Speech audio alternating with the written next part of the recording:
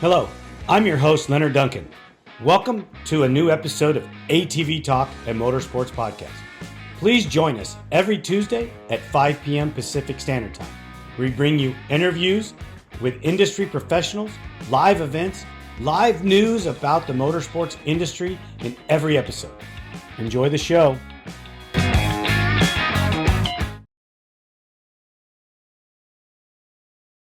Jack Stottlemire, welcome to ATV-TALK. How are you, sir? Hey, I'm doing well. Thanks for having me. Oh, my pleasure. My pleasure. You know, not a lot of people are aware of adaptive riders or drivers or the amputee community racing or riding recreational vehicles. But you are. Yeah, I help facilitate that. So how did that all come to be? And when you say help to facilitate that, what does that exactly mean?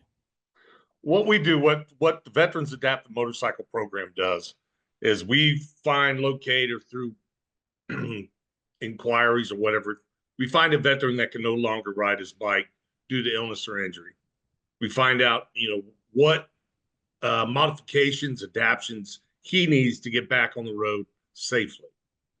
So how we do that is we find a custom shop in the veterans community in his area close by. Then we send them all the parts, all the adaptive parts from Pingle, Recluse, all the companies that support us, and we pay all the bills. So we try to keep the money in the veterans community, have a shop close by that he can work with. If things change in the future, he can always go back to that shop. They're familiar with the bike, they built it. And how we help that along is just we marry up the parts and the money and get them to that shop. Okay, so and then you guys are there for technical support because you've obviously been involved with some of these companies Oh yeah. make these things. How many of the guys in the organization are adaptive riders? Really just me. There's four of us that, well, actually five. My wife, she's the secretary. She runs all the money and everything else, cracks the whip on us. But we're all four retired special operations guys, Army Special Operations, and from the in and around the Fort Bragg, North Carolina area. So I did 14 combat tours, 27 years active duty, jumping out of airplanes, going to war and stuff like that. So my body is beat down tremendously. So I'm an avid motorcyclist. I own 5 Harleys right now. And I got to the point where I couldn't ride. So I had to start making some modifications to my bikes. And then I got to thinking, I can't be the only one out here that has this problem. So that's how the charity started. Because we just started tinkering on bikes, helping other veterans get back on the road. We do some local modifications around here in the Fayetteville area. I've got a So shop here on my property, but that's how it began. so you just opened up a whole nother aspect to the conversation. So you're not only talking about off-road machines, you guys are doing on-road machines, adapting adapting them also for riders. That's incredible that you do that. Yeah, we never started out doing ATVs. Jason got a hold of me from out of the blue, just took a shot in the dark, looking for help on a build. And I was like, heck yeah, man, we're in. So we got them the parts and stuff like that to help with their project. But yeah, we just do street bikes mostly. And it seems that the componentry is working perfectly off-road or Oh on-road. yeah, yeah, yeah. Those recluse clutches are awesome. That's a pretty neat piece of kit. Exactly. It works really well on that adaptive machine. I mean, it works well in every machine in the environments that they use them in. I didn't mean to say that it didn't, but Yeah. that's pretty great. Are you guys involved in manufacturing those components? No, we don't manufacture anything. Um, we can modify stuff. We got shops in around here. I've got a blacksmith shop and a small machine shop. I've got mills, lathes, stuff here at my place that we can work on projects if need be. But mostly we find a shop because we're worldwide, or not worldwide, but US wide, countrywide. I've got a West Coast rep out in San Diego. I got 2 East Coast reps, and we split by the Mississippi River. Anything west of that, we got a guy out there in the west that'll handle it, and then we handle all the East Coast stuff. So who actually comes up with the designs for these components? Well, it depends on what the rider needs. We've been doing a couple. We just did 2 sets of I can't remember the name of them offhand, but they're just landing gear. Guys are getting too old to ride. We just did Papa. He's one of the old guys at the American Legion in Jacksonville, North Carolina. We just gave him his bike last week. And it's got a special platform to help him hold it up or to put his feet on? Yeah, it's got landing gear on there. So it's thumb actuated up here on the controls. And he just pushes a button, landing gear come down, call them training wheels or whatever. And that gives him stability when he's going slow. And then when he picks back up, he hits the other button and they retract back up off the bike or off the ground. Who came up with that one? I don't know, but it's pretty cool. Yeah, that is pretty awesome. And how long have you guys been around? 3 years now. This summer will be 3 years. About how many vehicles do you think you have out there in 3 years? Or how many people have you contacted you to do these kind of? We've done probably close to 24 bikes in that time. Is it taking off slow because people just aren't hearing about it, or Right now we need funds. Bikes are not cheap, and that's kind of one of the things that's holding us up right now. None of us take a payment. 100% of every freaking dollar goes to the veteran, goes to parts, labor, whatever, to get them back on the road. So our coffers are getting low right now. So we've had to suspend a couple of the builds. As soon as we can get some fundraising, get some more money in, then we can take off with those builds. Yeah, being involved with Ian and Jason on their build, that's the biggest portion of it was the funds to build the machine. Yeah, sure is. Where do people go to fundraise with you or for you? They can go to our website. We got a donate button there at vampusa.org. You'll have to get me all that information so that we can include that in the information that we post about this, because in our industry, we've been inundated slightly with amputee riders, from paraplegics that want to be able to use their hand controls to one of the guys that was really big in the 90s and early 2000s was missing a foot and had to build a shifter on the opposite side. So it's not new, but not enough people are involved in the industry or building these machines, in my opinion. That's one of the reasons why we wanted to get you on, to find out how can A, we get you more funding, and B, how do we get more people directed to you so that you can direct them where they need to go? Yeah, that's one of the things. Fundraising is always hard, but on the other hand, it's been kind of hard to find vets. So we do a lot of gripping and grinning. We do a lot of rides, the 3 or 4 of us, if we can all get together.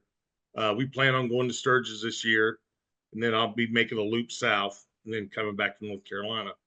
But we try to hit a major event every summer. So we'll go to Laconia, we go to Vegas, Sturgis, try to hit something big every summer. And then we do 4 or 5 little rides. Like we're going to Camp Toccoa, Georgia on Memorial Day weekend. And that's where the 506 Parachute Infantry Regiment trained in World War II during the movie Band of Brothers when they ran up Mount Currahee. Okay. 3 miles up, 3 miles down. That's where we're going. So we're doing that as a fundraiser.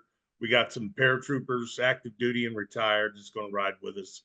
So we'll go there and we stay in the barracks, the old World War II barracks. It's kind of cool. They got a museum and stuff. some of the guys will run up Mount Currahee.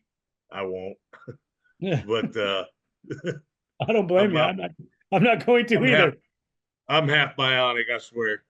So, but it's a good time. So we do that. We do, fall leave runs in the Shenandoah Valley, stuff like that. Rode the Dragon this past winter. Just anything we can get out, try to raise money. How about dealer shows or anything like that? Have you guys been able to reach out to any of those type of organizations to allow you to come and, talk to people at a dealer show, anything like that? Uh, you mean as far as like a Vegas dealer show? Vegas dealer show, they have one in they have a couple of them back east. They have their dealer shows across the country. And why I can't think of the name, I'm. No, that's something we have to crack right there. We need to get into that. I have an individual that I can reach out to and ask some questions to, and I can relay that information to you. Yeah, it'd Um, be awesome. he goes to quite a bit of the shows for some of his sponsors. He's a GNCC racer, and that's one of the ways he earns his living is by taking his machine to these shows, talking about the product on them, and we need to, I think, try to get you guys in touch with somebody like that to get a machine there, whether it be a street or off road, just so people can have awareness. Oh yeah. I mean, the street and off road community normally don't work that closely together because usually the street guys don't like the off road guys or vice versa, even though the off road guys are all riding street bikes. Yeah, we don't even that doesn't even enter our mind really. All we hear is veteran, and we want to do what we can to help them out. That's awesome. I want to ask you a couple questions about you, if you don't mind. You Sure. mentioned at the beginning that you were in the Army, the special, was it Special Forces, Special operations. Special Operations, and you Yep. deployed how many times? 14. How long were these deployments? Well, they started back in the 80s. I initially enlisted in the Marine Corps, 1982. I did a full tour there, got out, and then joined the Army about 6 months later. Immediately rolled into going to South America uh, for some operations during the Reagan era that nobody's ever heard of, which rolled into an invasion in Panama. So I was there for the invasion of Panama, and immediately the next year I was there for the first Gulf War, and then going into the 90s, there's a Kosovo, and then the 9/11 attacks, and then Afghanistan, Iraq, Syria. It was just one more after another. It just Wow. seemed like I was in every gunfight since Vietnam, just about. I swear. That's incredible that you were, around that long. I was a sophomore in high school when you enlisted. Oh, really? Yeah. Yeah. That's the one thing that my brother and I both, out of our family, we both missed. Our grandfathers, our father, my son, all were in the military, and my brother and I, for some reason, we were building ATVs and I think we just missed. Yeah. You know, Now everybody's got their own calling. Never look down on anybody for not serving.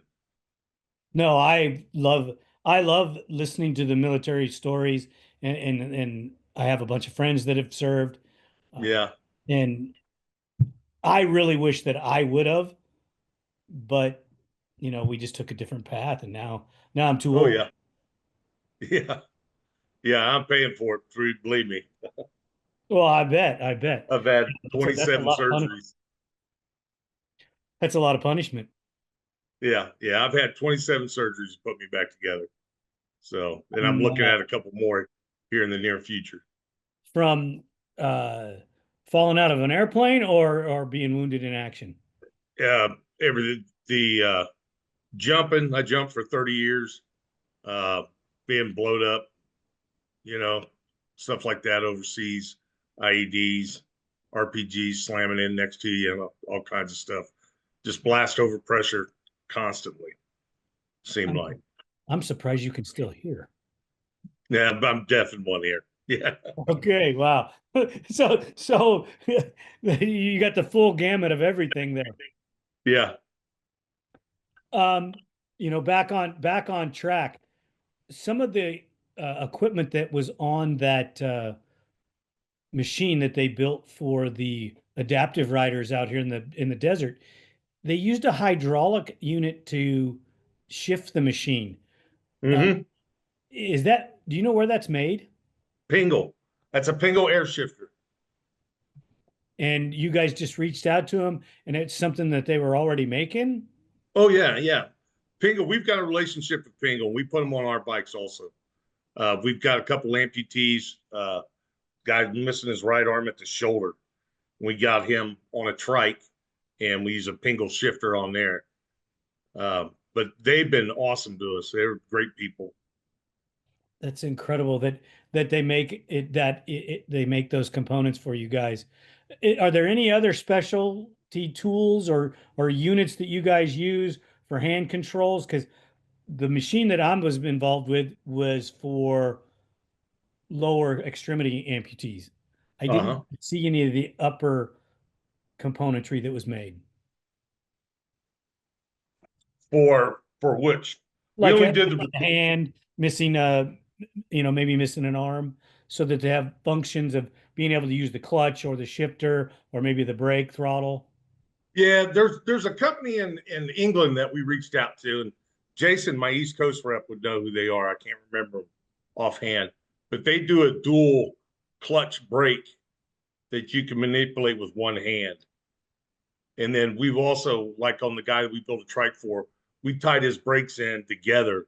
So with one lever, he was doing like a 60-40 split or 70-30 split between the front and the rear brakes. Right. But I tell you, there's something I've been trying to find is I need a thumb throttle that'll work on a Harley Davidson. That's what I'm in desperate need of. Is your machine fuel injected, drive by wire, or Yeah, it's fly by wire. are you looking for the best suspension technology for your sport ATV? Look no further than Elka Suspension, the industry leader in sport ATV suspension technology.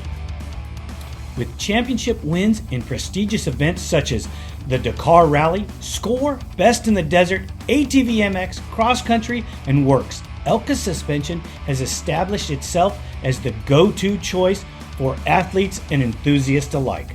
But they don't just stop at ATVs. They're constantly expanding into new markets, including UTVs, trucks, SUVs, pit bikes, snowmobiles, and more. Their commitment to innovation and quality means they're always looking to improve and adapt so you can enjoy a smooth ride wherever you go. Want to learn more about what Elka Suspension can do for you? Visit their website at elkasuspension.com or give them a call at 450-655-4855. They will always be happy to answer your questions and help you find the perfect suspension solution for your needs.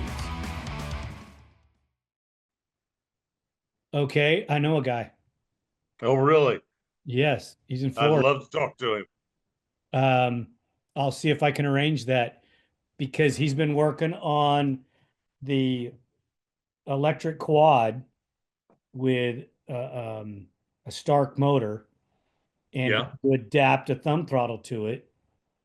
And he worked it out how to do this. So, as much as I despise thumb throttles, I would love to get you guys together so that you could talk to him about it and he could tell you what he's done. So maybe he could get you a thumb throttle. His name's Mike. yeah. He's Walsh Racecraft. He's in Florida, so he's probably not super far from you. He's closer to you than me, but he has done that for an electric ATV and figured out how to make it work. So Oh, right on. Yeah. that's that's pretty great for what you're asking. Is it because you're having trouble with the wrist function? Now, what we did on this certain bike was we took his throttle from the right and put it on the left, which means he has to roll it forward to go. And in certain turns and stuff, it's just too unnatural. not too safe for him. He doesn't feel confident with it. So we want to get him a thumb throttle. And I think Okay. that would work best for him. Yeah, there would have to be some ingenuity on that. A jet ski trigger would also work. Oh yeah? Yep. One of the guys back in the 80s, late 80s, early 90s, broke his thumb throttle guy, couldn't use the thumb throttle. And he Yeah. wouldn't twist throttle. So he rigged a jet ski trigger to it so that he could use his fingers to work the throttle. Hmm. It's probably too much finger work up there because that's he's already doing his clutch and brakes and everything. Well, yeah, But I mean, it just throws another idea out there, something yeah, fun to yeah. look. Well, no, I definitely need to look at that. But those are things. It's amazing when we've been around our industry as long as we have, uh, all the different things that we've seen. And the component that you're talking about that has the clutch brake, I believe they put that on the ATV that they built out here on the West Coast. I think they did. Yes, that's a pretty Yeah, cool. It is a pretty yeah, cool. I mean, all this stuff is pretty awesome. I've seen some ball joint systems where they have where if they're missing an arm or missing a hand and part of their arm, they can pop the ball joint in and be able to steer the machine. yeah. That's called Mert's hand. Okay. Yeah, I've seen Yeah, some of that stuff too. Uh, yeah. but They're out of California. really, Oh yeah. freaking in California, I've never heard, I've never didn't know that. But I also haven't been involved in building that many machines. When I got invited to go to Nevada and meet Adam, the gentleman that got the adaptive machine, and be a part of the story and being able to tell the story, uh, Uh-huh. I got emotionally invested.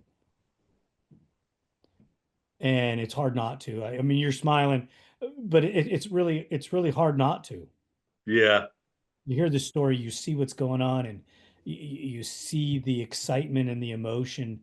He gets to go ride an ATV where before he couldn't. yeah. When he was out in the desert riding and he stops and he throws his arms up and he screams and it turns almost into a cry and then back into a yell. I mean, that's that raw emotion right there. And that part of that video always gets me. Right, because I got to talk to him just a couple weeks ago. Him and I are trying to meet up so that I can do some work on the machine. But totally different guy. He was composed, answered all my questions. Where when we were trying to talk to him that day, he couldn't talk. He was just so full of emotions, and um, it, it, it was just it hit me pretty hard, Yeah, and I didn't think anything about it. I thought, yeah, we're just going to go tell a story about this guy getting his machine, and it's not at all what it was. My daughter was with me, and she was pretty taken back as well. So, yeah. Yeah, it's pretty awesome when you get to be a part of that. so you guys will take a machine for somebody. Will you take their machine, or is it always giving them a new one? No, it's their machine. Okay, and then you Their just machine. adapt their machine. Yeah, Yeah, I couldn't go around buying new bikes for everybody. right, right. That Wish does I get could. pretty expensive. Hopefully one day maybe we will, but we'll see. That How many veterans organizations know about you right now? We've worked with a lot of the local, of course, a lot of the bike clubs around here. But the Combat Veterans Motorcycle Association, we've worked with a couple of their veterans and built bikes for them. Um, but we're just trying to get the word out, and it's tough to get out there in the community sometimes. I mean, we're doing the best we can, but not everybody's hearing our mission and what we do. What's the average age of the guys that you're working with? 30s, 40s, maybe, I would say. Wow, That's and the group that you're dealing with, what are your guys' age? What Your what do you mean? organization. Me and my guys? Yes. Well, I'm 60 and everybody else is in their 50s below me. How old were you when you enlisted? 17. Because I'm 58. Yeah. No, I was a midterm grad. I left 3 days after my last wrestling match. Really? Yep. I came back and dressed blues and went to high school graduation. What was the reason for enlisting so early? Wanted to get out of Indiana. I Really? just no, I knew from day one I was always going to be in the military. My father was in the military. He was a drill sergeant. Um, uncles and stuff. Everybody served. So I always knew I was going to be in the military. So I just wanted to get out of high school and get right at it. So I was a midterm grad and left and never looked back. How did they take that when you showed up in your blues, uh, in your dress uniform to graduate? It wasn't a big deal. Small town Indiana, they're proud of veterans and stuff like that. I'm Right. sure, there was a couple conversations that were had. I don't know, but no, I graduated, when everybody else was cap and gown. I was in Marine Corps dress blues. That's freaking incredible. I was thinking that you were, you know, upper 60s, you know, 65 to 68. You're only uh you're a year and a half older than I am. Yeah. Man, and you had a pretty exciting military career at that. Yeah. How long have you been out? I retired in 2008 and then I contracted, did military contracting for a few years. And then my body just gave out, couldn't take it anymore. So I started knife making. I actually made archery equipment for 17 years when I was in the military. And then I got out, retooled my shop to make knives, and that's what I do for a living. You make knives. Hmm. Is there are they would I know this brand if I seen it or heard about it? Probably not. Just a small brand, Because but I'm, where my day job is, there is yeah. a knife making shop next door. And they've Oh, been in, really? yeah, it's called Ands and Knives. What's it called? Ands and Knives. Hands and knives? Yep. They've been in business freaking 40 years. They're Been in that probably building. awesome. They've been in that building 30 years. Really? Yeah. So that's just kind of funny that you make knives. And I do you make just straight blade knives, or are you making a flip knife, or are they custom Yeah, for? I make folders. I make what I want to make and put it on the website. Like right now, I got a run of daggers I just made. So daggers are the only thing you can buy on the website right now. But yeah, I do that during the day and then motorcycles on the weekends and during the summertime, I'm out playing on the bikes. But no, I've got a full blacksmithing shop, forge. I've got a leather shop, sewing shop, wood shop. I got everything. And you do this all by yourself, or you have employees that work with you, or is it just something that Nope, you do? all by myself. Wow. Wow. What's the knife company name? Rustic knives with a K on the end of it. RU stick knives. RU Rustic. Rustic Knives. Yeah. I'll have to look that up. That's pretty cool. So everybody that's listening to the show, check that out. Support a veteran. Maybe you guys need to buy a dagger, or look for the knife of the future when it comes out. That, that, Yeah. that's excellent. Is it normal for former military? Because you're not the only former military or retired military that I've heard that makes knives. It's therapeutic. It really is. There's something that's uh just primeval about heating steel and beating it into shape. the entire knife making process, heat treating, tempering, everything, and then to make your own weapon at the end. There's just something about that that just draws men that seen things to that process. It's about the best way I can describe it. Okay, I that rolls into another question that I have. So you're helping some of your mental, what do you want to call it?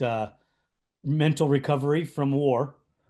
And now Hmm. you get out on the motorcycle, it's kind of the same thing. It's therapy. You're out Yeah, riding, you're free, and this is what you're trying to bring the amputee class is you're bringing them their therapy so that they can get out and ride with you. right. Yeah, yeah. And I run another charity called Conflict Forge.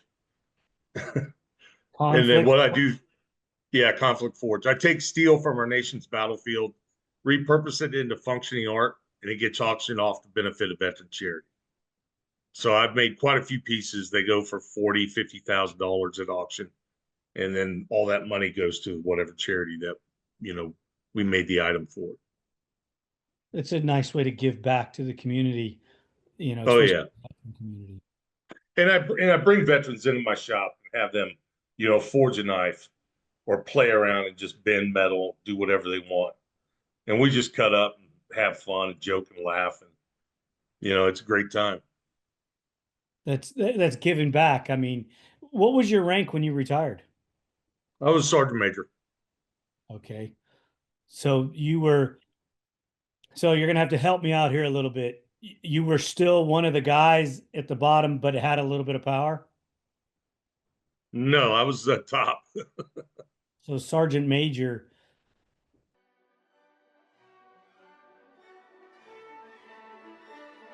Are you ready to be captivated by one of nature's masterpieces? Discover the breathtaking beauty of Antelope Slot Canyon, a natural wonder in Page, Arizona. Join us on a guided tour and immerse yourself in the mystical light beams, rich colors, and serene landscapes. With tours at prime sunbeam hours, experience photographer's paradise and capture memories that will last a lifetime. Comfortable shoes, a camera, and a smile are all you need for this adventure. Book your journey today at Antelope Slot Canyon Tours and let the canyon enchant you. Please visit us now, antelopeslotcanyon.com, for more details.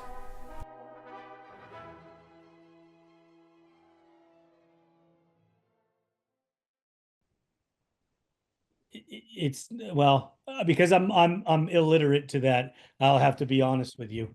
I'm No, trying. sergeant major is the highest rank. Sergeant major is the highest rank you can achieve as enlisted soldier. Okay, that's what I was looking for right there. So you came from the bottom, worked your way all the way up. All the way to the top. Yep. That's pretty awesome. When you were at the end of your time being a sergeant major, did you have to go deploy, or were you Oh out in the yes. were you in the Oh yes. No, I was on the ground. I was out deployed. Yeah. wow.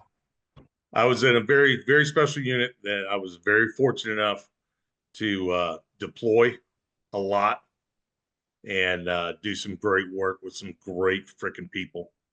So in fact, I think I was deployed up to about 3 months before I retired, 3 or 4 months. Really? Yeah. Oh yeah. Yeah. We had a really good mission, and it was a lot of it was I wouldn't say fun, but it was good work to support. You spanned a long time with a lot of different political classes in the White House. Did that ever affect your mission? No, no, no. I mean, doesn't matter who's in the White House. We're going to do our job, the most of our ability. And orders are orders. Whatever comes down, comes down. I heard that earlier today, listening to another podcast. these guys said the exact same thing you did. They didn't care. That's Yeah, not. no, we don't care. We're here to do this job and to support the country, and that was it. Yep. That's awesome. That's awesome. Any cool projects on the lookout for? Anything you got working on that you'd like to tell us about? Mm, no, not really. We just finished some builds. Uh, couple guys. One guy was a lower left leg amputee.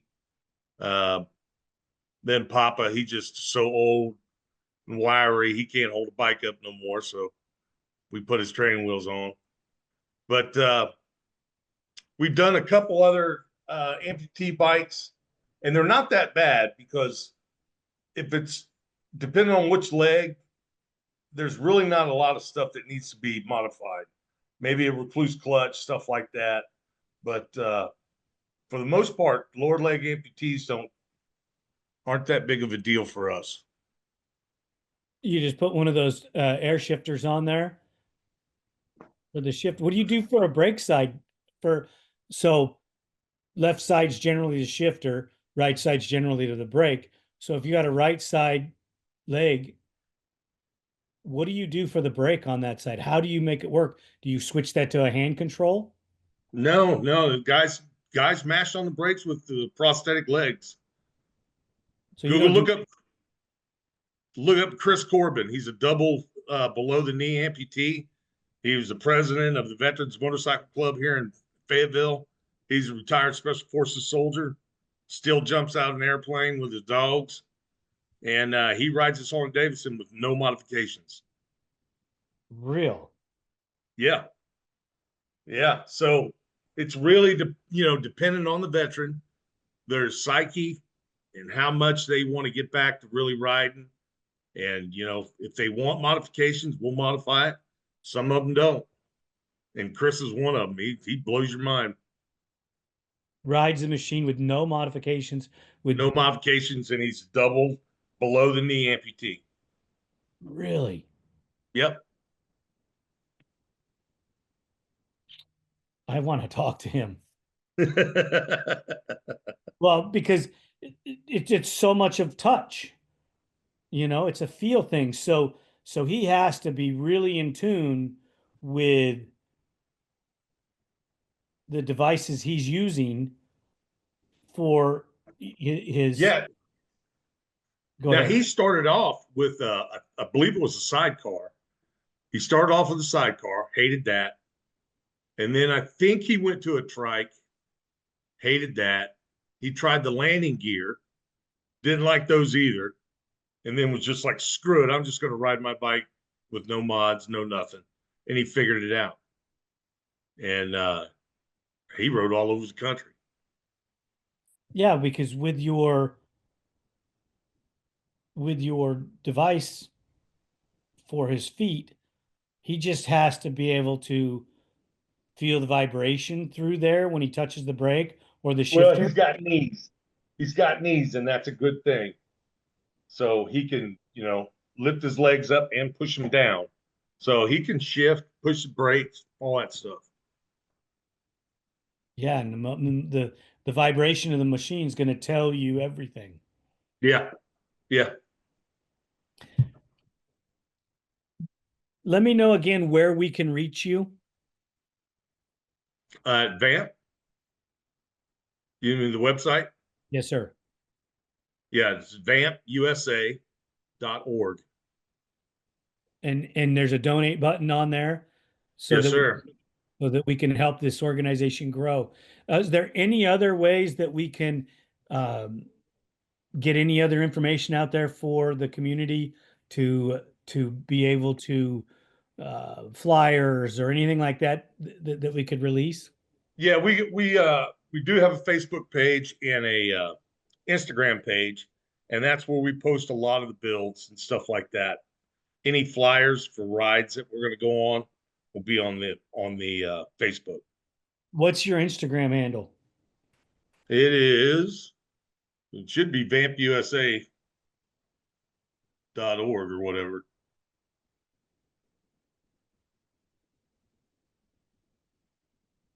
Of course, I don't I'll get run that. that part. I'll get that information from you and make sure that we post it on Yeah, your Facebook page as well. And it's just Vamp USA. perfect. That's awesome. You guys are doing an amazing thing for these soldiers and veterans. Keep doing it. Uh, we're a supporter, and we want to make sure that you're part of our family now. If you have something that you are putting out there that you want your community to see or you want everybody to see, make sure you get it sent to us so that we can post it on all of our social medias and help you guys out. Like I said, when this interview will go onto our YouTube channel, and we'll make sure to get all of your contact information on there so that everybody can get in touch with you and hopefully get that extra money you need to finish off those few builds that are on Yeah, hold. it'd be nice. Jack, it was a pleasure speaking with you. Keep up the great work. And I'm serious. If you have something that you want to talk about, something you want to show, reach back out to me. I'm always game to spread the word. We're a motorsports podcast, so I talk about everything: street bikes, Okay. racing. I've come from the ATV industry, and Yeah. that's where my passion is. But motorsports in general is something that I enjoy, from car racing to motorcycles. It doesn't matter if it's got a motor and you can race it. I'm watching it. So It's awesome. Yeah. I No, love. I I love. appreciate the time on tonight. I really do, Lenny. Thank you. Not a problem. Not a problem. You keep doing what you're doing, and we'll get you some more information. And thank you for your time. Thank you for listening. We hope you enjoyed this episode. If you did, don't forget to share us with your family and friends. The podcast is available on all streaming platforms, and you can find us on social media as ATV-TALK Podcast. We're on Instagram, Facebook, TikTok, YouTube, Rumble, and Twitter.